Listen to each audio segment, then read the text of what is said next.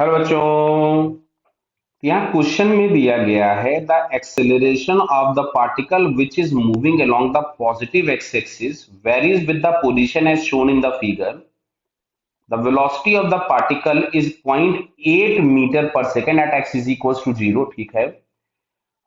Then the velocity of the particle at X is equal to 1.4 metre. तो सुनो इधर, सबसे पहले क्या करें, कहीं पे भी ग्राफ दिया गया है ना, तो ग्राफ दे करके आपको ये मान लीजिएगा वो ये चाहता है कि आप इसका एरिया निकालो या इसका स्लोप निकालो। तो किसी भी ग्राफ का एरिया हमें क्या देगा, ये हमें कैसे पता चलेगा? तो देखो, एरिया निकालने के लिए हम दोनों साइड्स मल्टीप्लाई करते हैं। तो अगर मैं इस ऊपर वाली यूनिट को नीचे वाली यूनिट से मल्टीप्लाई करूं तो हमें एरिया वाली क्वांटिटी मिलेगी। तो ये ऊपर हम लोगों को मिल रहा था metre per second square into metre मिल गया, तो ये हम लोगों के पास मिल रहा है मीटर अपॉन सेकेंड का होल स्क्वायर। मतलब जो भी कुछ क्वांटिटी मिल रही है वो कुछ वी स्क्वायर टाइप की मिल रही है, बट यहाँ पे वी स्क्वायर में कुछ मल्टीप्लीकेशन भी मिल सकता है, वी स्क्वायर में कुछ डिवीजन भी मिल सकता है, तो वो हम थोड़ा सा चेक करेंगे। क्लियर? तो देखो, चेक करने के लिए मतलब वी स्क्वायर, तो अब इसका एरिया अगर हम लोग बात करें तो किसी भी ग्राफ का एरिया हम लोगों के पास मतलब वो ये एडीएक्स, समझ रहे होगे? एरिया अंडर द कर्व की बात करो, या हम लोगों ने बेसिक मैथमेटिक्स में भी इतना पढ़ा होगा कि अगर हम किसी भी फंक्शन को इंटीग्रेट करते हैं तो हमें एरिया अंडर द कर्व मिलता है। मतलब we are interested to find a DX. तो ए बराबर कभी हम लोगों ने पढ़ा था V DV upon DX. Clear है? वी डीवी अपॉन डीएक्स हम लोगों ने पढ़ा था ए बराबर, तो इसको मैंने यहां से लिख दिया पहले वी डीवी अपॉन डीएक्स। ध्यान से देखते जाइए बेटा।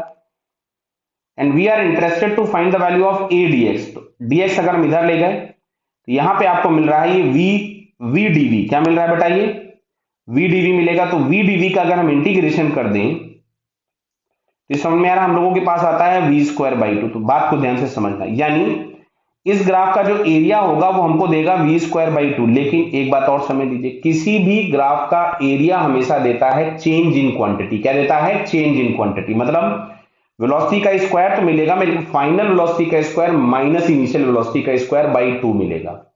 किसी भी ग्राफ का जो स्लोप होता है वो हमेशा इंस्टेंटेनियस वैल्यू देता है, और एरिया देता है हमेशा चेंज इन क्वांटिटी। क्लियर? तो चलिए सबसे पहले हम इसका एरिया फाइंड करें। तो ये वाला एरिया अगर हमने फाइंड किया, ये पहला वाला, जिसको मैं ए वन लिख देता हूं मान लीजिए, तो ए वन इज इक्वल टू हमारे पास मिलेगा, ये है 0.4 और ये वो भी 0.4, एक रेक्टेंगल है, तो 0.4 इंटू 0.4 ये आ गया 0.16। क्लियर? अब हम ए टू फाइंड करते हैं।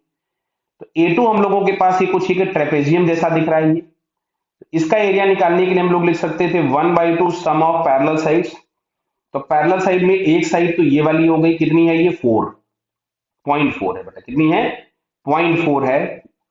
और इन सारी चीजों में कैलकुलेशन का बहुत ध्यान दिया करिए, अदरवाइज जरा से इधर उधर में गड़बड़ हो जाएगा। तो 0.4 प्लस ये वाला साइड अगर आप देखिएगा तो ये है 0.2, ये हो गया 0.2। तो sum of parallel sides into separation between them, तो 0.4 से 0.8 हो गया 0.4। क्लियर? इसको अगर हम सॉल्व कर ले तो ये हमारे पास आ रहा है 0.2 और ये अंदर हो जाएगा 0.6, तो ये हम लोगों के पास मिलता है 0.12। कितना आ गया ये? 0.12। ये आ गया ए टू। अच्छा, ए थ्री निकालो। तो ए थ्री वापस से हम लोगों के पास दिख रहा है कि ये एक रेक्टेंगल ही है। अब अगर मैं ए थ्री फाइंड करूंगा तो ए थ्री के लिए हम लोगों को मिलनी पड़ेगी साइड। तो ये 0.8 से 0.14, तो ये हो गया 0.6 और 0.2, तो ये वापस से आ गया 0.12। तो जो टोटल एरिया हम लोगों के पास मिल रहा है, देखिए ध्यान से यहाँ पे, अब मैं यहां से लिख रहा हूं टोटल एरिया। तो total area is 0.16 plus 0.12 plus 0.12। Clear है? इसको पूरा का पूरा अगर हम लोग ऐड कर दें तो ऐड करने पर देखिए हम लोगों के पास ये कितना मिल रहा है। चलो इसको ऐड कर लो फटाफट। तो ये मिलता है 0.16 प्लस 0.12 प्लस 0.12, ये आ गया 0.4। और जो भी एरिया हम लोगों के पास देगा ये मिल रहा है वी स्क्वायर बाई टू, जहां पे हमारे पास इसमें लिमिट्स लगानी पड़ेगी, इनिशियल वेलोसिटी और फाइनल वेलोसिटी। तो 2 से इधर मल्टीप्लाई कर दिया, तो यहां से मिलता है फाइनल वेलोसिटी का स्क्वायर माइनस इनिशियल वेलोसिटी का स्क्वायर, 2 मल्टीप्लाई कर दिया था तो हो गया 0.8। यानी फाइनल वेलोसिटी का स्क्वायर आपको मिलेगा 0.8 प्लस इनिशियल वेलोसिटी का स्क्वायर। अब देखते हैं इनिशियल वेलोसिटी क्या दी है।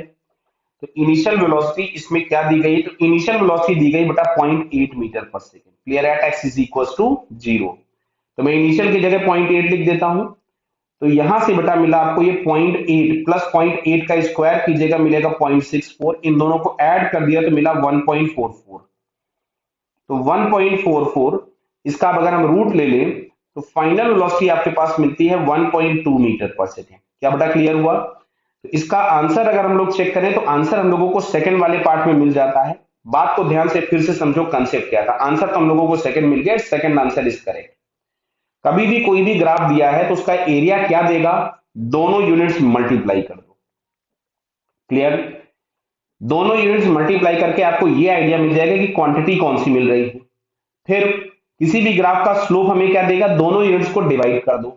डिवाइड करने पे ये पता चल जाएगा कि हमको वो जो क्वांटिटी है वो कौन सी मिल रही है। फिर एक बार चेक कर लेना कि उसमें कुछ कांस्टेंट मल्टीप्लाई या डिवाइड में तो नहीं है। वो कैसे चेक करोगे?